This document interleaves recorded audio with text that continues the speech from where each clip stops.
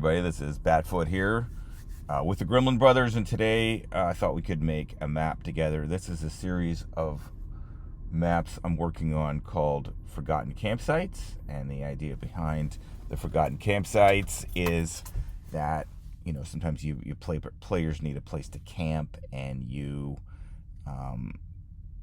don't have one designed, so you don't really have anything to put them through. This is camping in an abandoned house, and so a couple things I'm going to show you today about things I've done already. As you can see, this wood texture in Inkarnate, I got this. I've been importing textures into Inkarnate. So when you go to the brush, you can see that I've got different textures in here, and one of them is this wood here, this wood texture.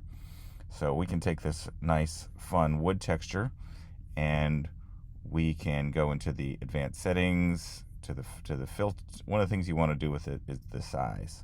So you can see here, if I brush it on now, it's too big, right? So I can kind of scale this size down to where I want it, okay? And I can make it more like the scale that I want. I can also, if I want to make it look more like it's new, I can leave it there. Or if I want to make it look older, I can kind of like turn the saturation down on it, make it look a little bit more worn.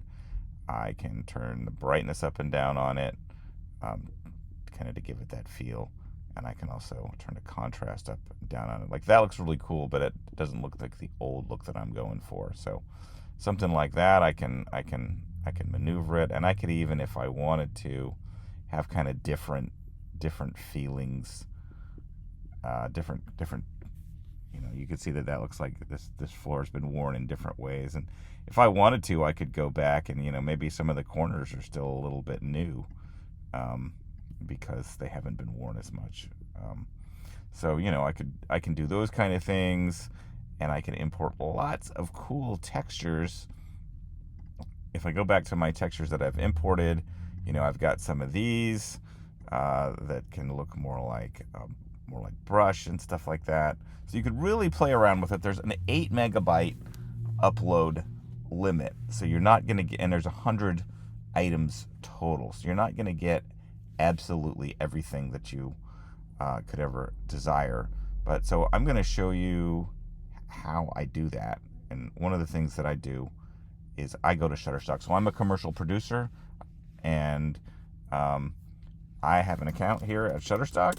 I can just go and I can search for, let's say, a seamless texture.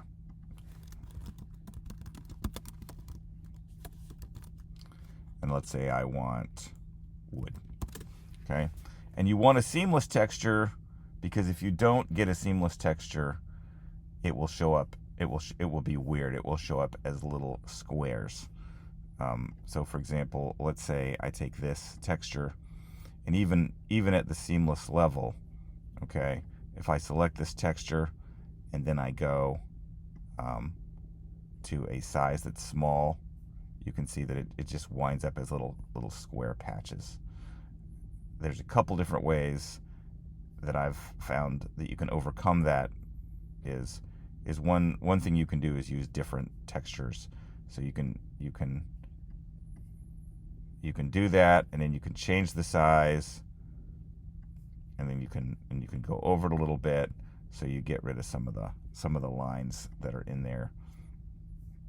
Oopsie. Okay, Batfoot hadn't had all his coffee this morning. So that's one way that you can sort of work with the map here with these textures. Now, the other thing you can do is you can import objects into the mix here. So you can see, for example, that this door is not an Inkarnate piece. You can get these objects lots of different places. One of the places that you can get them is on TTRPGers. These come from Map Alchemist stock bundle, and so you can actually just grab them, go to your stamps, go to upload, and again, there's an 8 megabyte thing. But you can see that these are all items that I bought as a commercial license from Dungeon Alchemist. It was not that much. It was like $10. And I've got all these items in here that I can use. So if I want to, say, put a bookshelf in here, I can just get a really cool bookshelf that's not part of Inkarnate, and it gives the players something to investigate in the old house. Now, as I start working on this campsite series, you can see that I've kind of got this room set up as their campsite. They've got, an old hearth to work on. They've got a place to put their beds, and they've got a table to do their daily preparations, some firewood. They've kind of got a whole setup here of a place to relax. Now, you might wonder, like, okay, what does that come in terms of gameplay?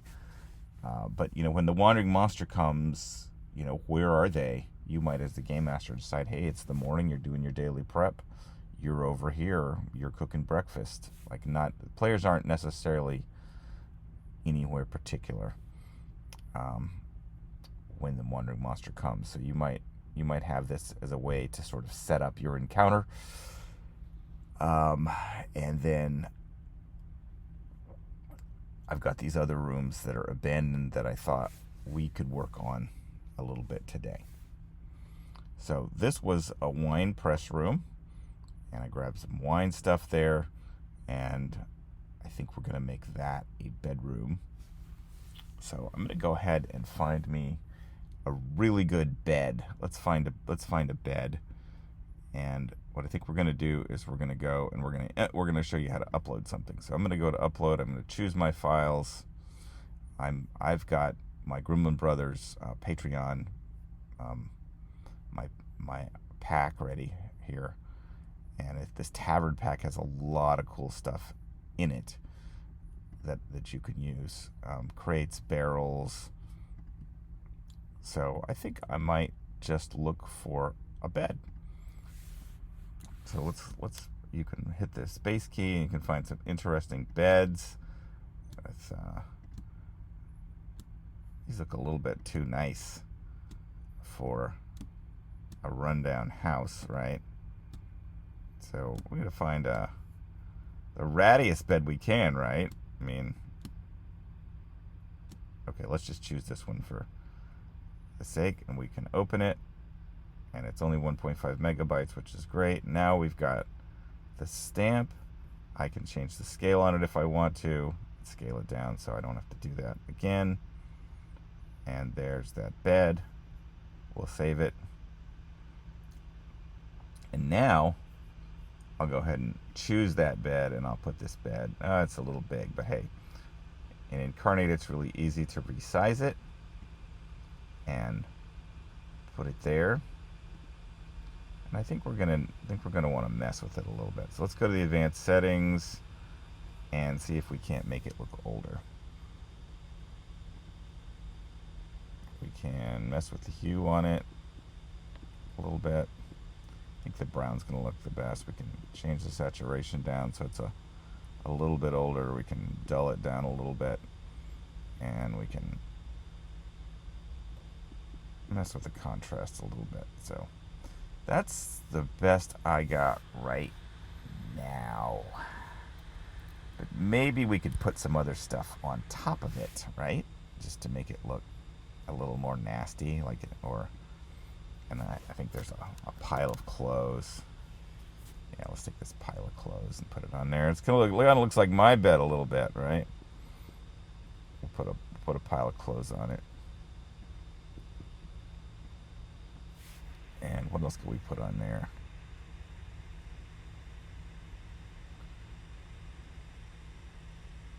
You don't want to put a pile of treasure on there. Manure would probably be kind of gross.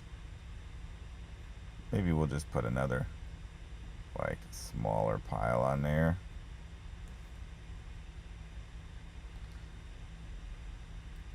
And then some debris. What do you think? Some debris. I wish we could do this live. I'm not a great streamer. So we can just have kind of more debris. How about that window could be broken? Broken glass. Have some reason I'm not able to put that there. So something's going on. So let's go ahead and just check the size out. Okay, that's just the size. All right, so let's just put a little glass there.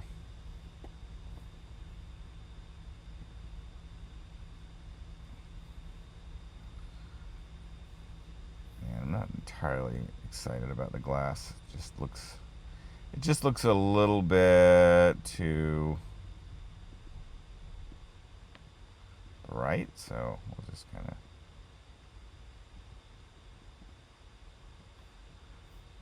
put that down there. And see, the window's been open. Yeah, when the window gets blown open, you know what happens is some leaves come in. We'll put some leaves in here. The details are really important when you're doing one of these maps. You just want, you know, the leaves have come in, they've blown all over everything, and you know, of course they're all over outside, but they get in. And the other thing that happens is once they get in is they warp the floor a little bit. Just want to tell you about our new our lineup here in Gremlin Brothers at Pathfinder Infinite. If you go to Pathfinder Infinite, you can type in the Gremlin Brothers or Gremlin Brothers, and you can see our lineup of stuff. We've got 3 of our 20-part campaign up, the End of Days campaign, which has lots of great stuff in it. I want to just click on one of these and show you how much stuff you get for, you know, $8.99. You get the adventure. It's got a token. It's got tons of screenshots in it. It's got animated battle maps. It's got and it's got, of course, our adventure. You can see the adventure. The maps are done in Unity. They're beautiful. These ones are animated. This castle one for your defense of the castle. You get this token.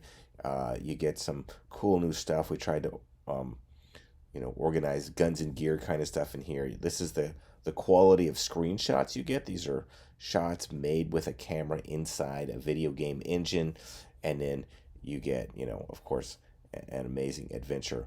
Also, if you want to check out our other products, we have a lot of other cool stuff. We've got beasts. We've got just the straight up battle map, if that's all you want. We've got magic. We've got some tavern maps. We've got a lot of these rural farm packs, and these ones, like the Ustalov farmstead and stuff like that, they come with a little write-up of what farming's like in Ustalov, and you can get them bundled right now. Lots of good stuff there. We've got characters for you also if you want to play using our pre-generated characters for the End of Days campaign. We've got 5 great characters for you right there. So you can see that. And if you want the map that you made today, you can go to Batfoot's Mappery. It's just $1 for Patreon for a month. And, you know, per creation, I'm not going to put a whole lot up there in a month. I'm not going to charge you $20. Look, just go on there, and it's a low cost. You get the maps that you see me make. You can have them. You can play with them. And we're going to be putting more up as we go, just throughout the time. You might find other stuff from Gremlin Brothers there as well. But do check us out, and we'll see you next time on Make a Map with Batfoot.